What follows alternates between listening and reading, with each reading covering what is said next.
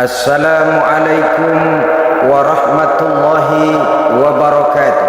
Waalaikumsalam warahmatullahi wabarakatuh.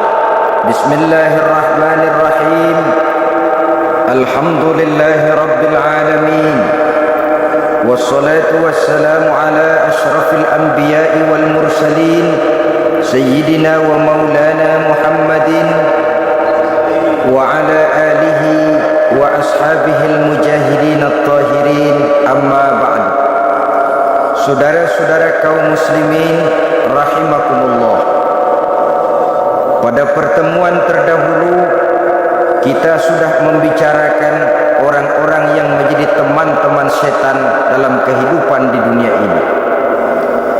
Maka pada pertemuan kali ini kita akan membicarakan tentang siapa yang menjadi musuh-musuh setan di dalam kehidupan. Dengan satu catatan, berbahagialah mereka yang menjadi musuh-musuh setan, tetapi celakalah mereka yang menjadi teman-teman setan. Bagaimanapun juga di dalam kehidupan ini, apabila orang telah memproklamirkan bendera permusuhan kepada kita, maka kita tentu seharusnya bersikap waspada dan mawas diri. Demikian juga iblis dan seluruh bala tentaranya yang terdiri daripada setan-setan. Mereka telah mengibarkan bendera permusuhan kepada Nabi Adam dan anak cucunya, kepada kita umat Rasulullah sallallahu alaihi wasallam. Akan sengsara dan celaka jika kepada iblis dan setan yang telah nyata-nyata mengibarkan bendera permusuhan itu kita mengadakan toleransi, mengadakan kerjasama, dan menjadi budak yang memperturutkan kemauan daripada iblis dan setan. Siapa yang menjadi musuh-musuh setan dalam kehidupan ini? Inilah pertanyaan berikutnya yang diajukan oleh baginda Rasul kepada iblis. Hai iblis, kalau teman-temanmu adalah seperti yang telah engkau jelaskan tadi, sekarang cobalah beritahu saya, siapa di antara umatku yang menjadi musuhmu dalam kehidupan ini? Atas pertanyaan ini iblis laknatullah menjawab, ya Rasul, musuh-musuhku di antara umatmu, pertama anta ya Muhammad. Musuhku yang pertama adalah engkau, wahai Muhammad. Kenapa iblis mencatat Nabi Muhammad sebagai tokoh nomor satu dalam deretan musuh-musuhnya? Mudah difahami. Pertama, keberadaan Rasul merupakan rahmah lil alamin, rahmah bagi lingkungan. Yang kedua, beliau berfungsi menyelamatkan manusia dari tempat yang gelap gulita, dari tempat kesesatan menuju tempat yang terang benderang penuh berisi petunjuk dan hidayah dari Allah Subhanahu wa taala. Maka menurut iblis, inilah manusia perintang pertama atas segala daya dan usahanya menggelincirkan manusia ke jalan yang dimurkai oleh Allah Subhanahu wa taala. Kalau kita baca sejarah, risalah yang dibawa oleh Nabi Muhammad ini memang merupakan risalah yang membawa rahmah bagi alam sekitarnya. Ada sedikit perbedaan dengan risalah-risalah sebelum beliau. Sepertinya risalah yang dibawa oleh para rasul terdahulu itu mempunyai efek yang langsung pada kehidupan di dunia ini. Nabi Nuh misalnya menyampaikan agama. Hai umatku, ini agama. Umat menentang, turun banjir yang menenggelamkan orang-orang kafir. Azab diturunkan pada waktu itu juga, pada saat nabinya masih hidup. Jadi azabnya itu jenis cash, kontan. Nabi Soleh, hai umatku, ini agama. Mereka menolak, turun gempa bumi yang amat hebat menggulung orang-orang kufur. Nabi Musa, hai umatku, ini agama. Mereka menolak, sebagian ditenggelamkan di Lautan Merah, sementara sebagian lain dikutuk menjadi monyet-monyet yang hina seperti diceritakan dalam Al-Qur'anul Karim. Lain dengan Rasulullah sallallahu alaihi wasallam. Bagaimanapun kurang ajarnya umat yang dihadapi oleh beliau, bagaimanapun menentangnya jamaah yang dihadapi oleh beliau, azab tidak turun sepanjang beliau masih hidup. Ini merupakan jaminan dari Allah, wa ma kana Allahu liyu'azzibahum wa anta fihim. Allah sama sekali tidak akan menurunkan azab selama engkau wahai Muhammad masih hidup di tengah-tengah umatmu. Jadi keberadaan Nabi Muhammad merupakan jaminan keselamatan bagi umatnya. Selama beliau masih hidup, azab tidak turun bagaimanapun kurang ajarnya umat. Di sini sedikit bedanya dengan nabi-nabi terdahulu. Juga perbedaan dalam pola dakwah. Nabi Nuh ketika dakwahnya ditolak oleh umat, keluar doanya meminta umatnya ditenggelamkan. Tetapi Nabi kita ketika dilontari batu oleh umat, malah beliau mendoakan umatnya agar memperoleh hidayah. Oleh sikap yang semacam ini, wajar lalu iblis menganggap Nabi Muhammad sebagai musuh ranking pertama. Yang kedua, siapa musuhmu di antara umatku? Yang kedua kata iblis, musuhku Muhammad imamun adil, pemimpin yang adil. Itu yang akan menjadi musuhku di dunia ini. Putus asa iblis menghadapi pemimpin yang adil. Tipu dayanya tidak terkena. Segala tingkah polanya tidak diperturutkan. Imam yang adil, pemimpin yang adil merupakan musuh daripada iblis laknatullah alaih. Apa sebabnya? Karena pemimpin yang adil mempunyai dampak dalam kehidupan di dunia ini. Melindungi orang banyak, menenteramkan orang banyak. Makin aman, tentram, tenang situasi dan kondisi, makin mudah orang melaksanakan ibadah. Makin tekun orang melaksanakan ibadah, makin dekat dia dengan Allah. Makin dekat manusia dengan Allah, makin jauh dia dari iblis. Sebab dua hal ini selalu kontradiktif. Jika kita jauh dari Allah, tentu dekat dengan iblis. Jika kita jauh dari iblis, harus dekat tentu dengan Allah, dan begitu selanjutnya. Dalam kaitannya dengan kehidupan kita sekarang, saudara-saudara, disinilah perlunya mempersiapkan manusia. Membangun manusia itu jauh lebih sulit daripada membangun jembatan. Membangun manusia itu lebih sulit daripada membangun gedung-gedung bertingkat. Termasuk membangun dan mempersiapkan calon-calon pemimpin yang adil di masa yang akan datang.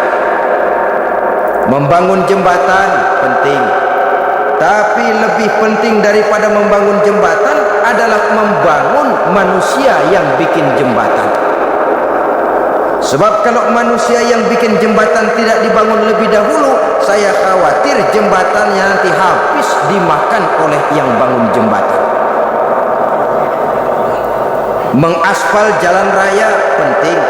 Lebih penting dari mengaspal jalan raya, membangun manusia yang mengaspal jalan itu. Sebab kalau manusia yang mengaspal jalan bermental rusak dan bejat, saya khawatir jalan belum selesai, aspalnya habis dimakan oleh yang ngaspal. Inilah pentingnya membangun manusia pembangunan. Semua tugas-tugas besar, semua pekerjaan-pekerjaan yang baik harus berangkat dari niat yang baik, berangkat dari hati yang bersih. Siapapun adanya kita, apapun profesi kita. Yang jadi kiai, marilah berangkat dari niat yang bersih. Yang jadi mubalik, marilah berangkat dari niat yang bersih. Niatnya itu mau menghidupkan Islam atau mau cari hidup jual Islam. Kalau mau menghidupkan Islam, mari sama-sama kita berjuang. Tapi kalau mau cari hidup untuk dengan menjual Islam, minggir saja daripada nanti bikin malu.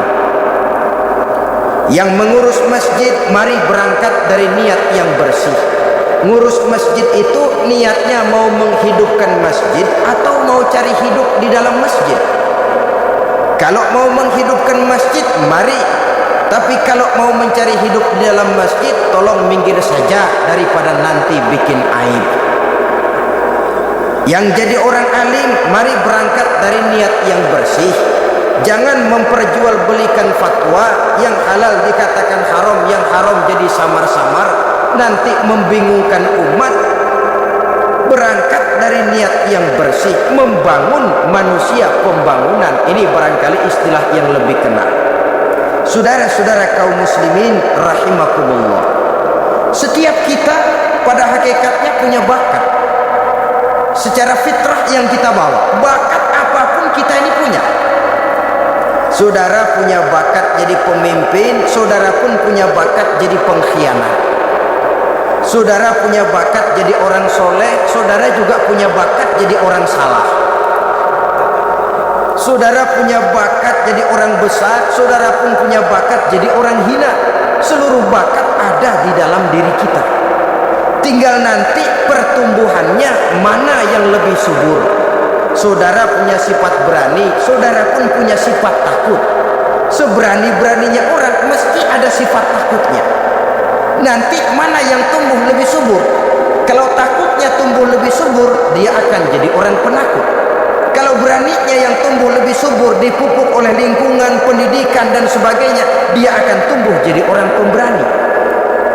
Oleh karena itu, agama merupakan lingkungan yang subur untuk menumbuhkan benih-benih yang baik yang kita bawa bersamaan dengan lahirnya kita ke alam dunia ini. Setiap kita, saya, saudara, punya bakat jadi pemimpin, punya bakat jadi pengkhianat, punya bakat jadi pengabdi, punya bakat jadi koruptor, punya bakat jadi pemelihara, punya bakat jadi perusak. Tinggal nanti lingkungan pendidikan yang menumbuhkan mana yang tumbuh lebih subur. Kalau lingkungan saudara lingkungan maling, maka sifat pengkhianat akan tumbuh lebih subur.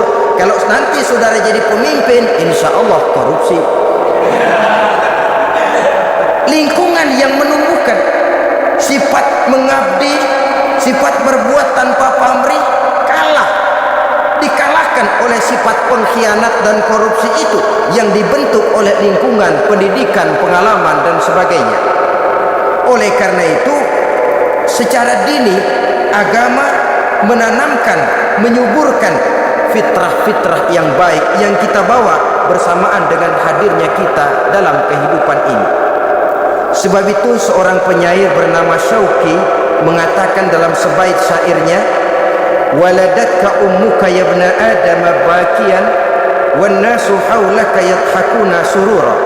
Hai manusia, pada saat kamu dilahirkan kamu menangis dan orang lain di sekelilingmu ketawa. Kakek senyum dapat cucu baru, paman gembira dapat keponakan baru, sementara kita yang lahir menangis. Betul apa benar? Apa ada saudara yang begitu dilahirkan terus nyengir? Saya kira kabur dukunnya itu. Setiap kamu hai manusia lahir dalam keadaan menangis, orang sekelilingmu tertawa. Karena itu katakan kepada mereka yang senyum di sekelilingmu, hai manusia, pada saat saya dilahirkan saya menangis dan kamu semua tertawa. Baik manusia, tapi nanti pada satu saat harus terjadi kebalikannya. Kalau dikala saya lahir saya menangis dan kau semua senyum, nantilah manusia. Kalau satu saat saya meninggalkan alam dunia ini, saya akan berangkat dengan senyum dan kalian semua akan berurai air mata. Kalau perlu dari Sabang sampai Merauke kibar bendera setengah tiang. Kalau perlu, jangan terbalik, kita mati melotot orang malah gembira. Karena hidup selalu membawa sifat-sifat yang merusak. Inilah orang kedua yang menjadi musuhnya iblis dan beruntung menjadi musuh iblis. Siapa? Imamun adil, pemimpin yang adil. Saudara-saudara kaum muslimin rahimakumullah.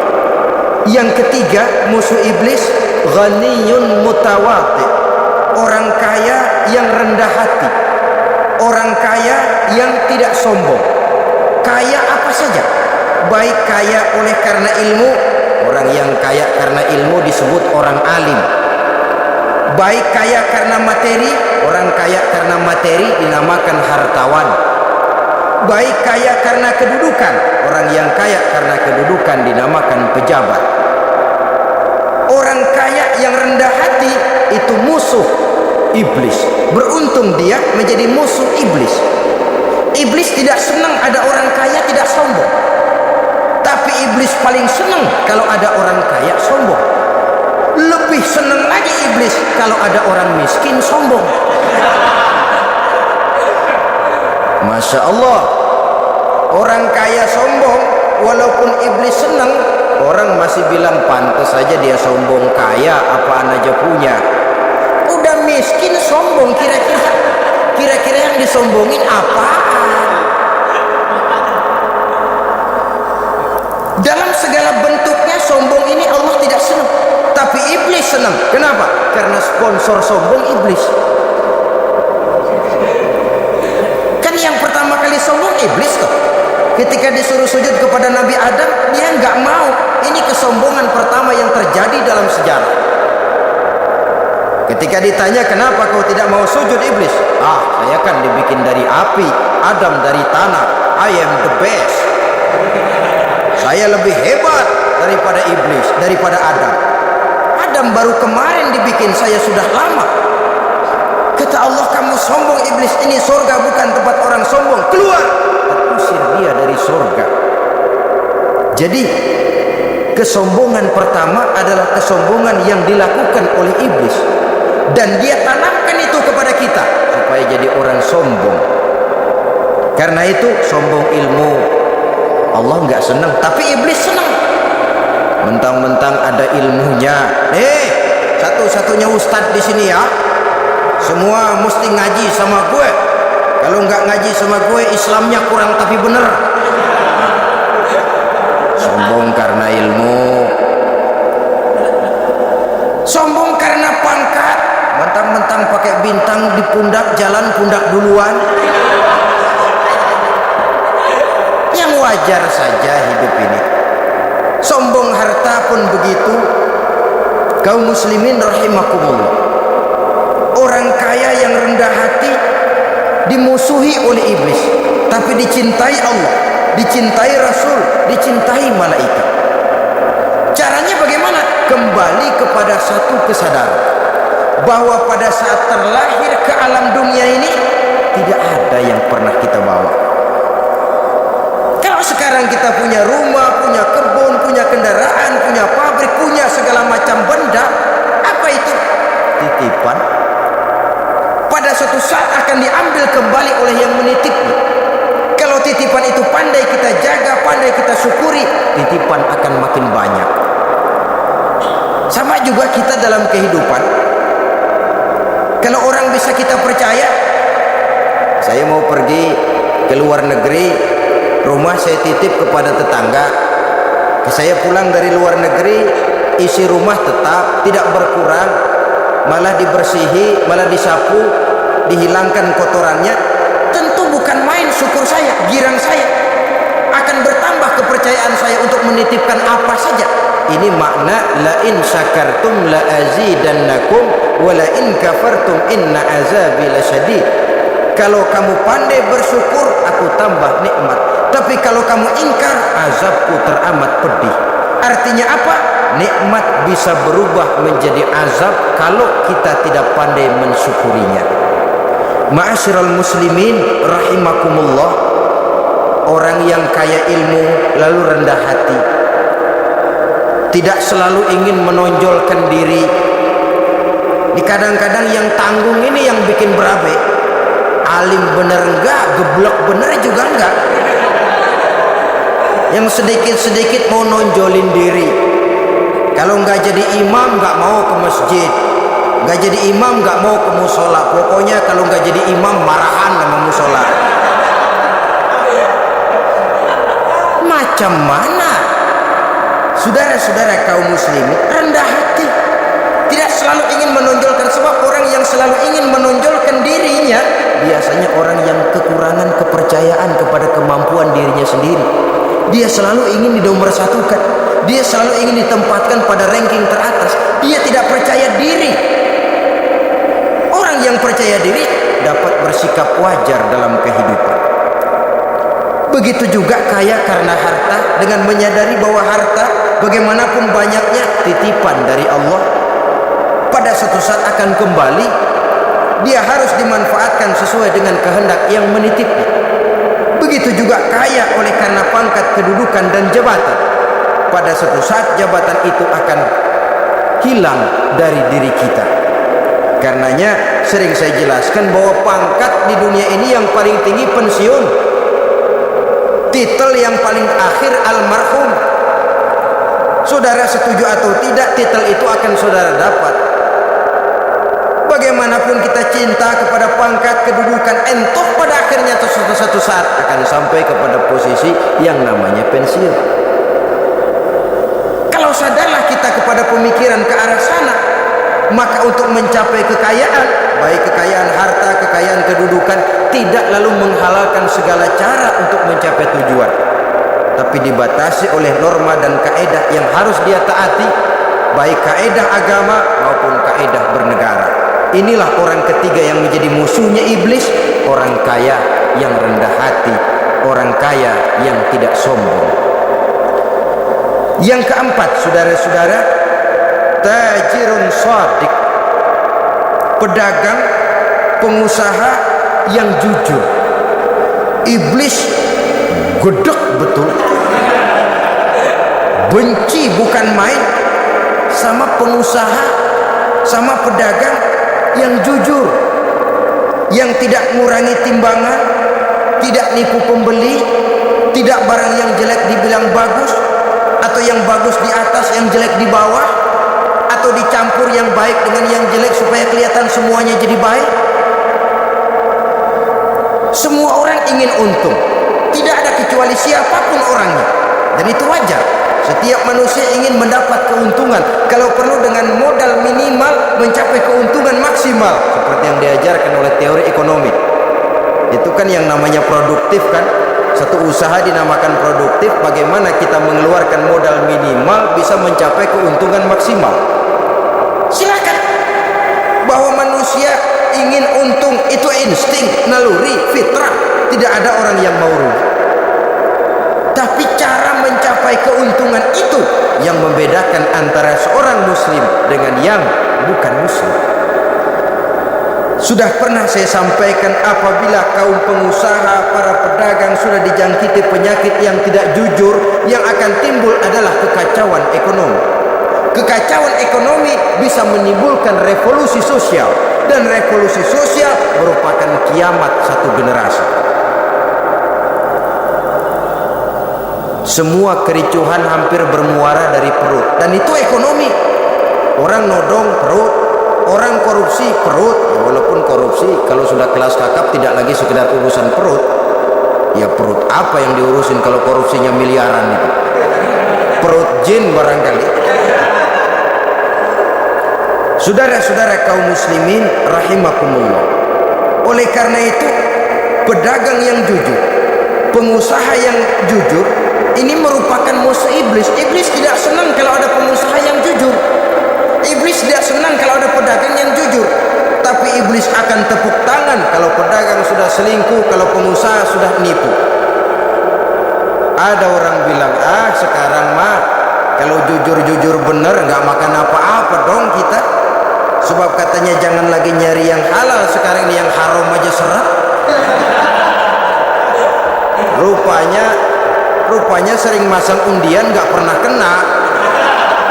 Lalu bilang jangan yang halal, yang haram aja nggak kena katanya. Sebenarnya bukan itu masalahnya, saudara-saudara. Bukan itu masalahnya. Masalahnya ialah bahwa kejujuran membawa keberkahan. Ini kalau kita berpikir dengan kacamata agama. Keberkahan merupakan sumber ketenangan. Dan ketenangan ini tidak bisa dibeli dengan materi yang bagaimanapun banyaknya. Walaupun kita punya percetakan duit, ketenangan itu nggak bisa dibeli. Jangankan cuma punya duit banyak, percetakan duit saudara punya, mau membeli ketenangan yang berasal dari keberkahan, sulit. Jadi kejujuran membawa keberkahan, keberkahan membawa ketenangan. Jangan macam dulu tukang sol sepatu, ditanya oleh temannya, bang ngesol satu hari dapat berapa? 200 rupiah. Sembayang nggak? Enggak. Islam? Islam. Kalau Islam, kata temannya, sembayang dah, kali aja besok dapat rezeki lebih banyak. Yang benar, iya. Kalau orang sholat itu Allah dekat, nanti rezekinya ditambah. Beneran? Bener. Subuh sembayang dia. Di sembayang sarapan berangkat ke tempat dia ngesol, mangkal. Dari pagi sampai jam 11 belum ada juga yang ngesol. Mulai bimbang hatinya. Katanya kalau sembayang rezeki tambah. Tadi sembayang subuh sampai gini hari belum ada yang ngesol. Cobaan kali, sabar. Datang sholat zuhur. Habis zuhur nunggu lagi, belum juga ada yang datang ngesol. Udah mau pulang hampir maghrib, baru datang satu orang, dan ini sendal jepit putus.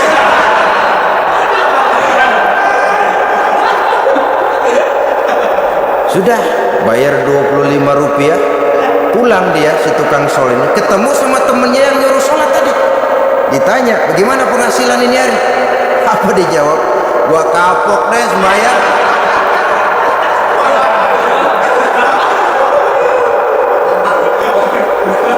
Kemarin nggak sembahyang dapat 200, sekarang begitu sembahyang jigo.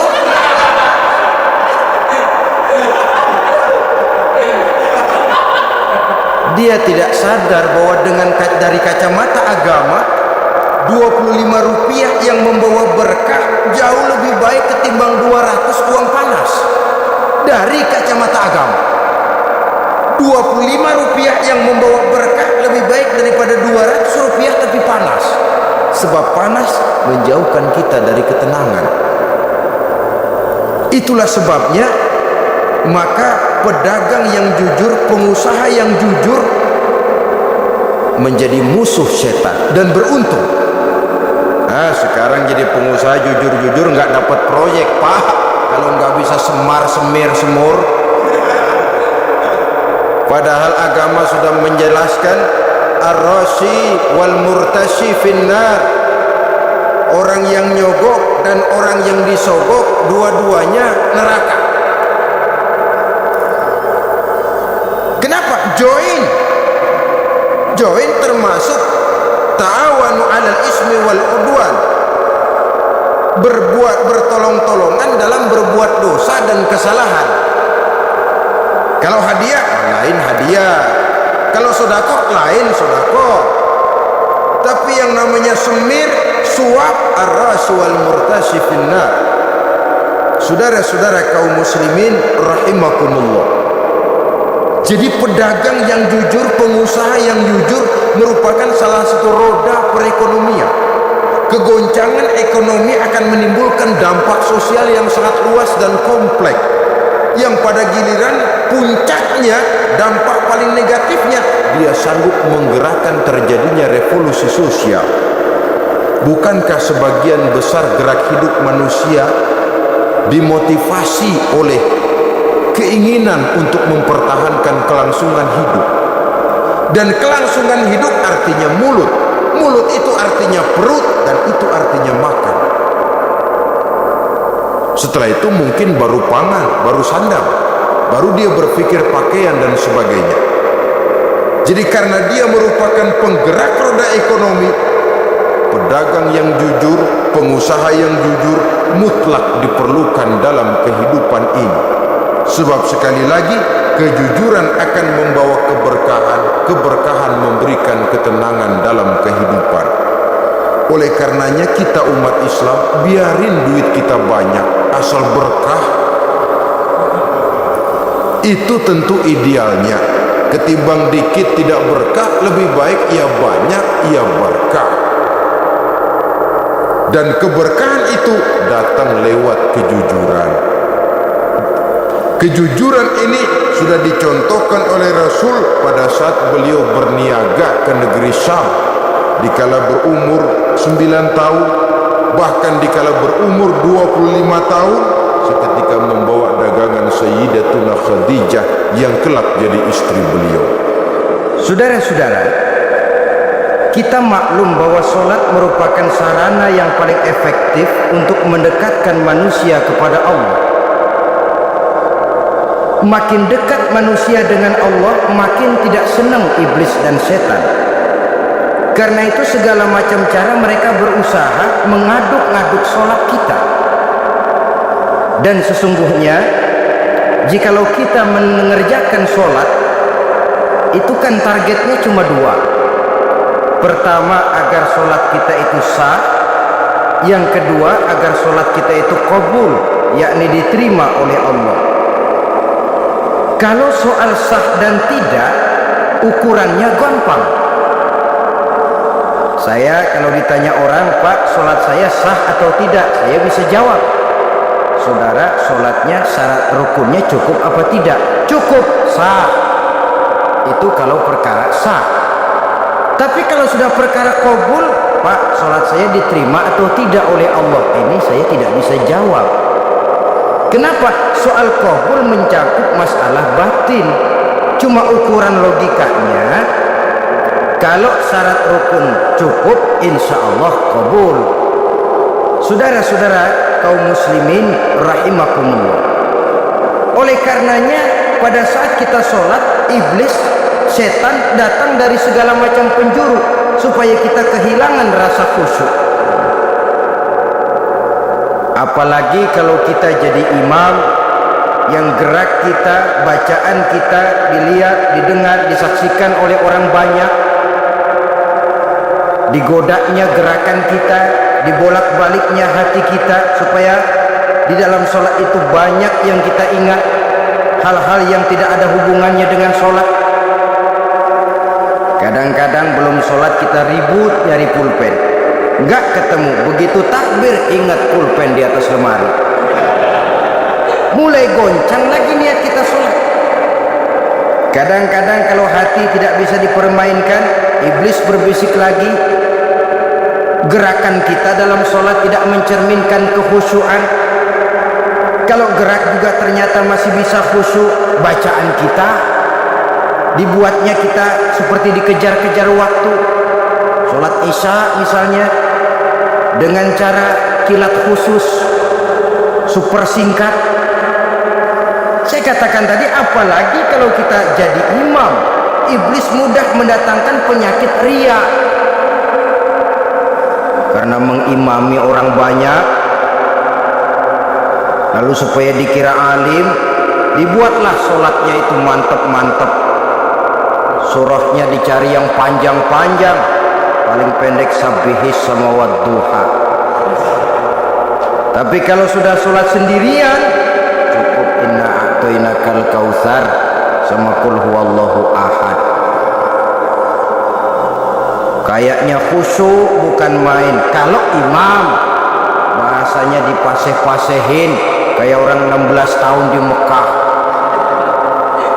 Usolli fardhol maghribi salah rakaatin.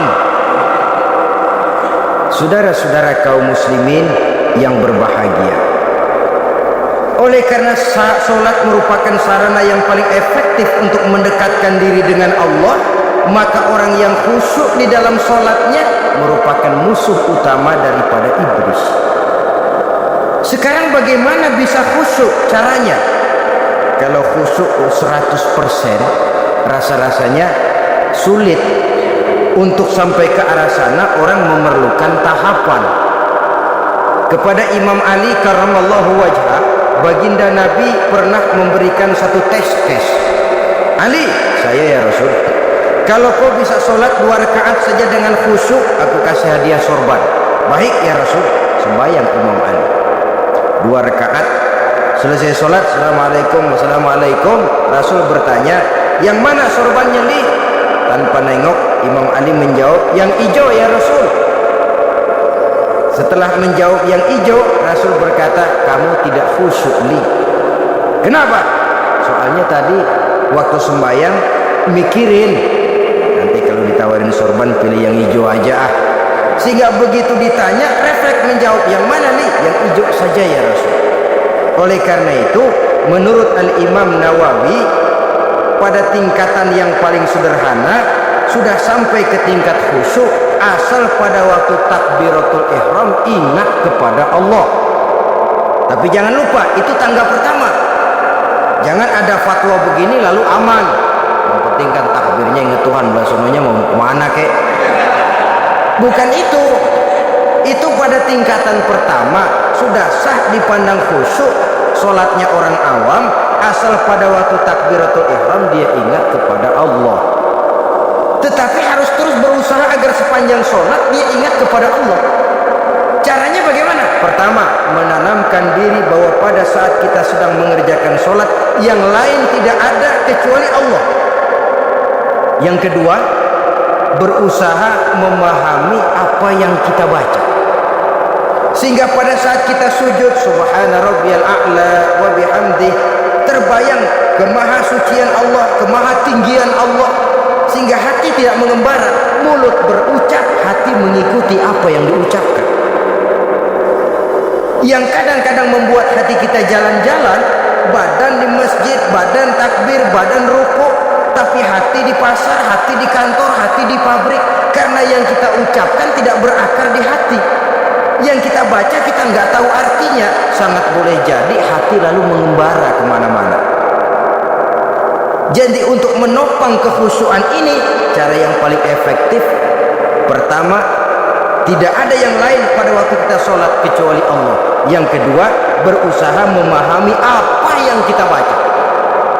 Dikala kita sujud dikala kita duduk di antara dua sujud, Rabbighfirli, ya Allah ampuni dosa saya, warhamni, kasihani saya, dan selanjutnya. Mulut membaca, hati mengikuti. Dengan mengikuti, hati tidak terlalu mengembara, ada tempat dia kembali.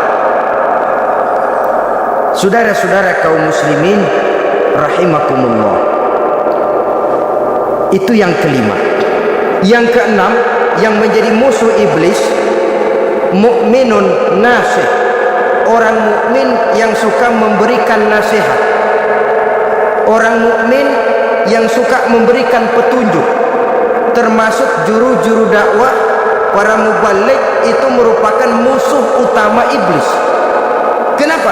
Tiap hari iblis kampanye, tiap hari iblis mengajak dengan segala macam cara yang kalau perlu dia berikan kamuflase, dia berikan fata morgana.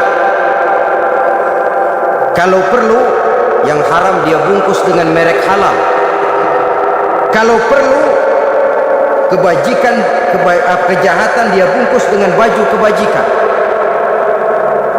Istilahnya racun diberi merek madu.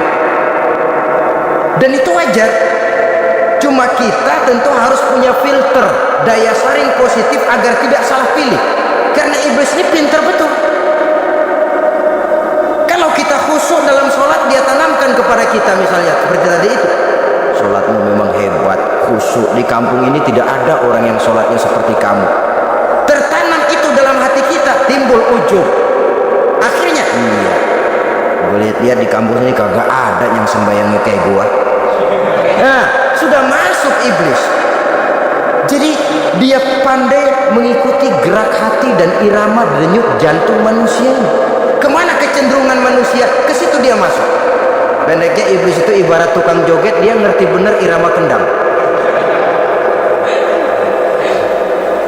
Saudara-saudara kaum muslimin rahimakumullah, termasuk juru-juru dakwah, para mubaligh, orang yang suka memberikan nasihat ini, mereka memberikan filter kepada umat, kepada jamaah, jangan sampai salah pilih. Dan iblis menyesatkan kita supaya kita salah pilih. Satu contoh ringan, kalau di depan saudara ada dua buah gelas, yang segelas isinya jamu, yang segelas sirup, kira-kira saudara minum yang mana? Jamu apa sirup? Sirup apa jamu? Orang yang pikirannya panjang, dia pasti minum jamu. Pahit memang, getir memang, tapi besok badan sehat, tenaga kuat, gairah kerja ada, kreativitas timbul, semangat menghadapi kehidupan tumbuh. Orang mukmin, orang yang berpandangan jauh,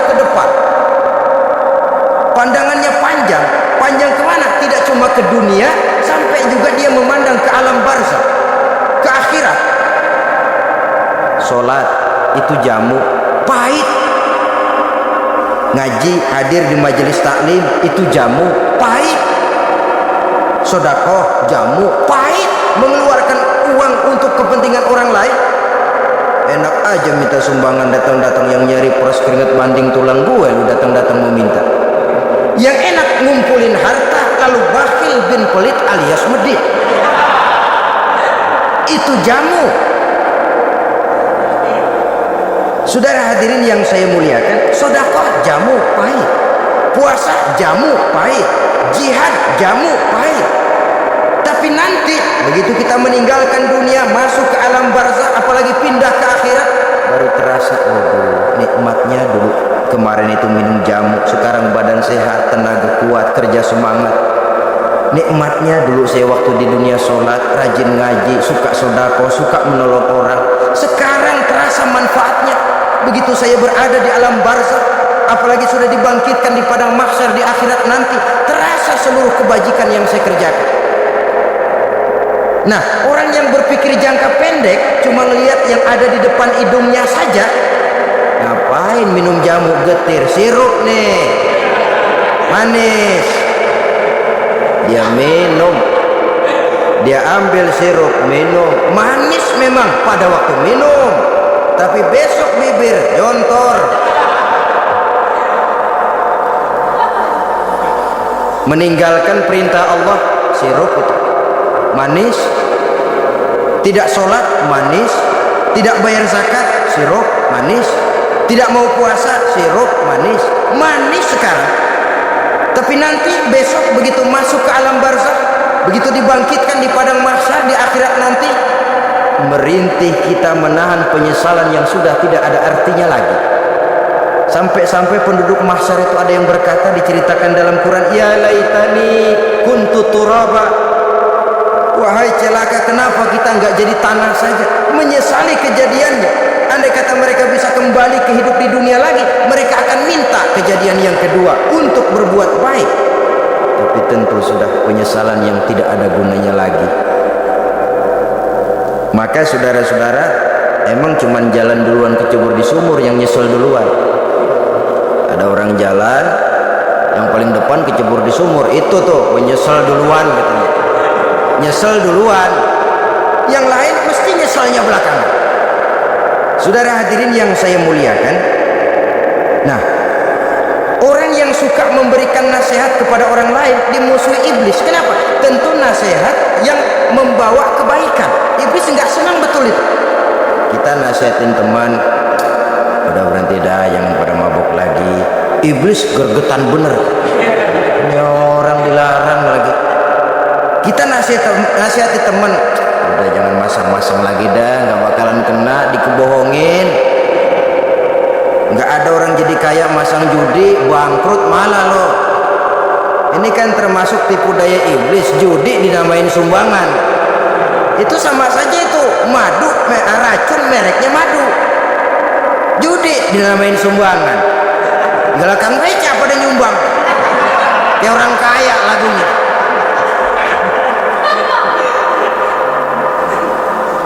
Saudara-saudara kaum muslimin rahimakumullah, adalah kewajiban kita memang untuk tawasau bil haq, saling nasihat menasihati. Setiap kita juru dakwah, setiap kita wajib menyampaikan apa yang sudah kita tahu kepada orang yang belum atau kurang tahu. Saudara yang bisa bismillah wajib mendakwahkan bismillah itu kepada orang yang belum tahu bismillah. Saudara bisa Fatihah harus menyampaikan itu kepada orang yang belum bisa Fatihah. Persetan dengan orang lain. Apalagi yang cuma kerjanya ngeritik saja, lu baru bisa Fatihah doang udah ngajar. Biar aja yang diajarin gak bisa Fatihah. Apa masalahnya pemerataan di bidang keilmuan? Sebab memang biasa penonton itu selalu lebih pandai menilai, kayaknya lebih pintar dari yang main. Sama saja orang nonton bola ngomel mulu, padahal dia sendiri belum tentu bisa main. Dengerin orang pidato pun begitu, monten bisa. Wah, kalau dia yang pidato 1 jam kayak semenit, tapi kalau si Ano tuh kita udah pegel belum juga mau berhenti. Monten bisa, coba dia suruh pidato udah seperempat jam masih ama ba'du. Apa mau dibilang ama ba'du?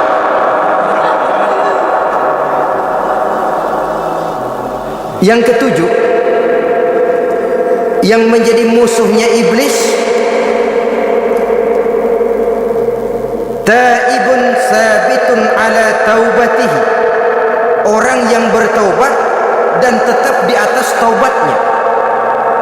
Secara jujur, tidak ada manusia yang tidak punya salah, dan orang yang baik memang bukan orang yang tidak punya salah, karena tidak ada orang yang tidak punya salah.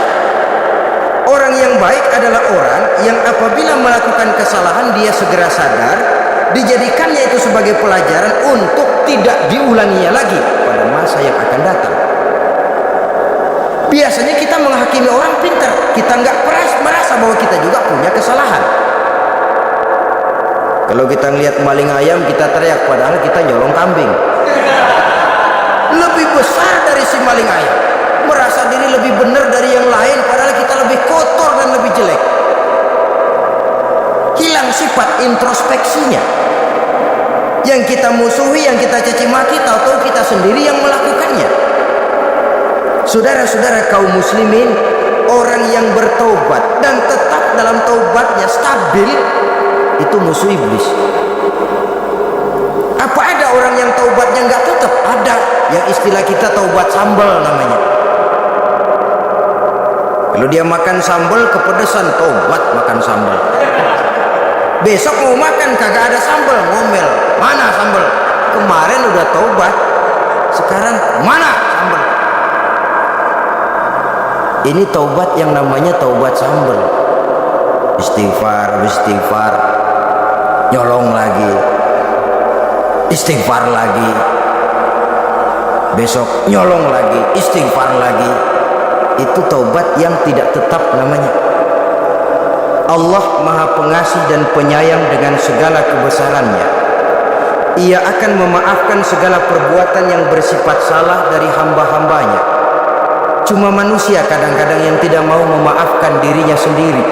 Amat dungu manusia macam ini, membiarkan dirinya hanyut berlarut dalam lembah dosa, sementara dia diberikan umur tidak digunakannya untuk bertaubat. Innallaha yaqbalu taubatal abdi ma lam yugharghir. Allah senantiasa akan menerima taubat seorang hamba sepanjang nafasnya belum sampai di tenggorokan.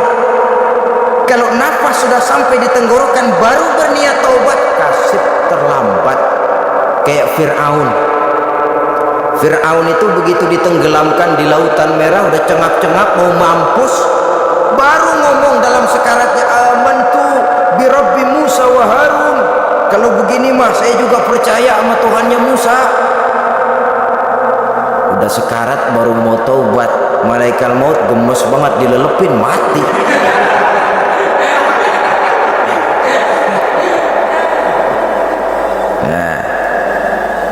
Kepada adik-adik remaja, biasanya kalau sudah bicara taubat, pikiran kita, taubat mah urusan 70 tahun ke atas. Kita masih lama ini. Sebenarnya tidak. Masalah taubat adalah masalah salah dan dosa. Masalah salah dan dosa adalah masalah manusia. Sejak dia akil balik sampai ajal datang berenggut nyawa. Hidup ini tidak selalu berjalan mulus. Hidup ini tidak selalu berjalan di atas kertas putih.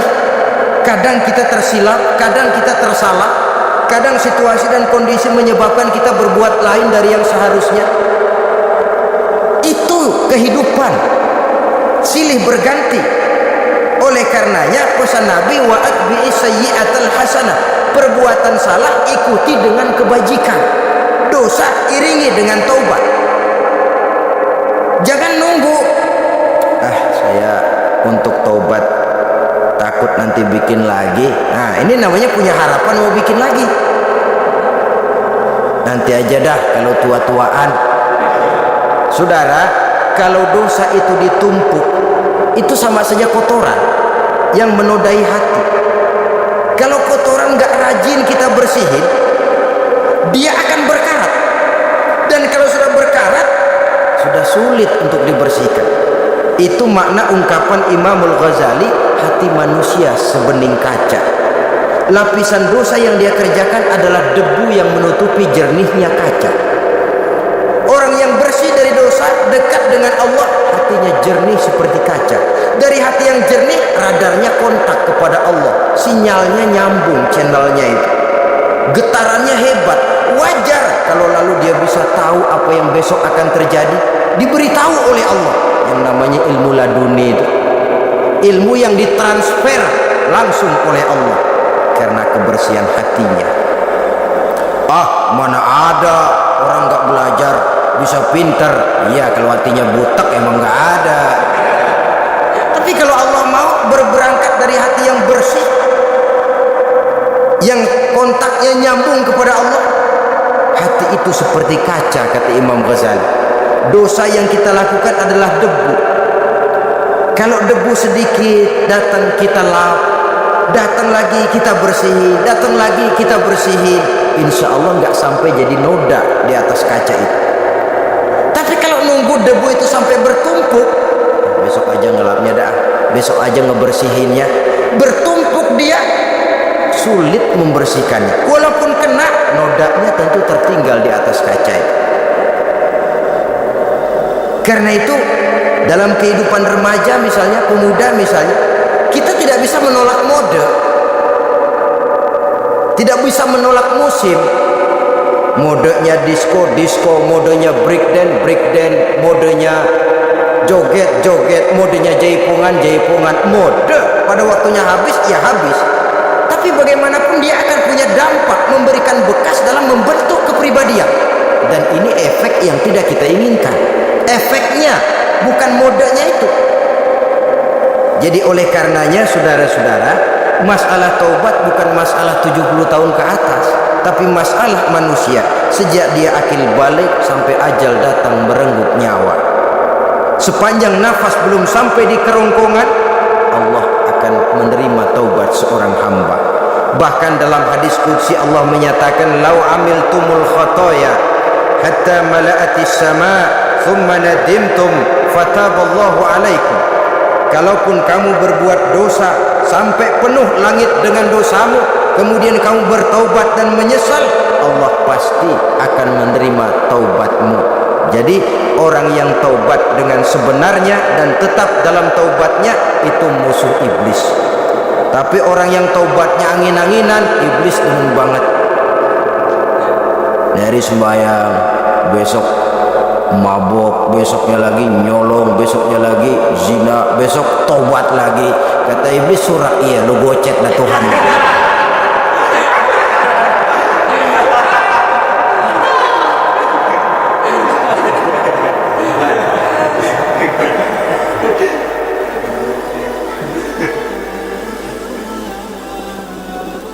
Selanjutnya yang ke-8, musuh iblis, musuh setan, mukminun yudawi mu'alat taharah. Orang mukmin yang membiasakan diri selalu dalam keadaan bersuci, baik dari hadas kecil, lebih-lebih dari hadas besar. Wudu utamanya memang untuk sholat, tapi membiasakan wudu dalam kehidupan sangat baik sekali. Mau ke kantor wudu dulu, mau ke pasar wudu dulu, mau ngajar wudu dulu. Apa sebabnya? Karena dalam keadaan suci orang ada sikap memelihara kesuciannya. Kalau kita naik PPD pagi-pagi gelantungan, kalau punya wudu, hati-hati, kesenggol perempuan juga sayang sama wudu. Tapi kalau nggak punya wudu, jangan kesenggol, kita nyeruduk. Ada semacam sikap apik di dalam kehidupan ini. Karena itu biasakan wudu untuk menjaga kebersihan diri, kebersihan zahir, kebersihan batin, belum lagi kemanfaatan di akhirat. Sebab kata Nabi, inna ummati ya'tuna yaumal qiyamah ghurran muhajjalin min atharil wudu.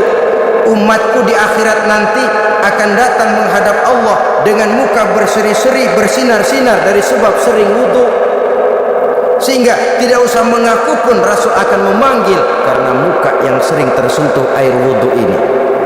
Mu'minun yudawimu alat tahara, orang mukmin yang selalu membiasakan diri berada dalam keadaan suci, berwudu. Kita lihat ajaran wudu ya, dari sejak bacaan-bacaannya saja itu sudah membawa manfaat. Lalu dari segi bahwa kita manusia sering tersilap melakukan dosa-dosa kecil. Dosa-dosa kecil itu oleh air wudu dia rontok. Tangan kita suka colak-colek pada saat membasuh dua tangan. Allahumma inni as'alukal yumna wal barakah wa a'udzubika minasyu'mi wal halakah. Dosa yang ada di tangan itu rontok. Mata kita suka pelatat-pelotot, gak karu-karuan pada saat membasuh muka. Nawaitu raf'al hadasil asghar. Dosa yang ada di mata rontok. Dari segi pembersihan batin, belum lagi dari segi pembersihan zahir. Sehari semalam kalau 5 kali saja kita terkena air wudu, itu sudah menjaga kesehatan dan kebersihan. Saudara-saudara kaum muslimin rahimakumullah. Yang kesembilan, orang yang menjadi musuh iblis yaitu mutawarra'un anil haram, orang yang memelihara diri dari yang diharamkan oleh Allah. Terpelihara dirinya, terpelihara yang dimakannya, yang diminumnya dari jenis-jenis yang haram, baik sedikit maupun banyak. Jangan cuma teriak haram waktu sedikit tapi giliran banyak halal. Sama saja orang dikasih tahu, itu ada cerita anak-anak, Pak Haji punya anak main judi, dikasih tahu, wah anak bapak main judi, astagfirullah katanya, tapi menang Pak, alhamdulillah.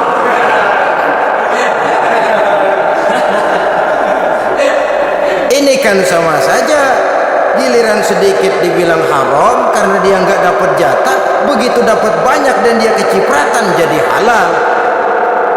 Yang sedikit haram, banyaknya pun juga haram. Yang banyaknya haram, sedikitnya juga haram. Ada orang bilang minuman keras kalau nggak mabukkan nggak haram. Yang memabukkan banyaknya, sedikitnya tetap saja haram. Ma askaro kasiruhu faqaliluhu haramun. Apa yang banyak menyebabkan jadi mabuk, sedikitnya pun juga haram.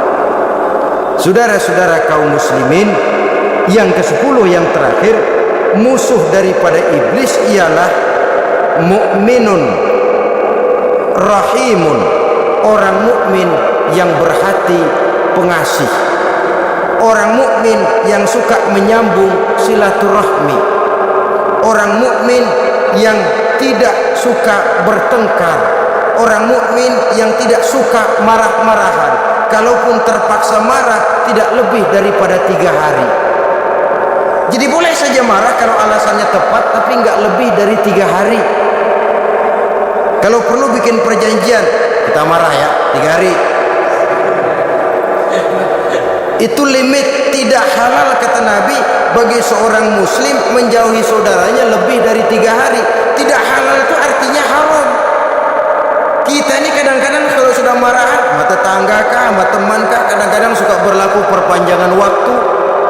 Tidak cukup perpanjangan waktu, ditambah lagi perpanjangan generasi. Enggak cukup kita yang marah, orang lain kita sundut-sundut supaya ngikut marah lagi. Marah pakai ngundang, kayak mafia lagunya. Udah dia marah, orang lain lagi disuruh marah.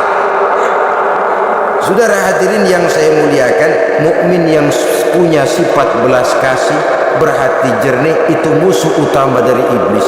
Tapi mukmin yang suka marah-marahan, tukang hasut dan tukang bakar, itu teman-teman iblis. Oleh karena itu, mudah-mudahan kita semua menjadi musuh iblis, dan jangan menjadi musuh iblis, jangan menjadi teman iblis. Sebab iblis sudah kadang memproklamirkan permusuhan. Sekali dia musuh kita, selamanya dia akan tetap menjadi musuh kita. Berusahalah untuk menjadi musuh iblis, dan jangan sekali-kali toleransi. Jangan berusaha menjadi teman iblis. Inilah yang kita bicarakan pada pertemuan ini. Mudah-mudahan ada manfaatnya. Terima kasih atas segala perhatian. Mohon maaf atas segala kekurangan. Wassalamualaikum warahmatullahi wabarakatuh. Waalaikumsalam.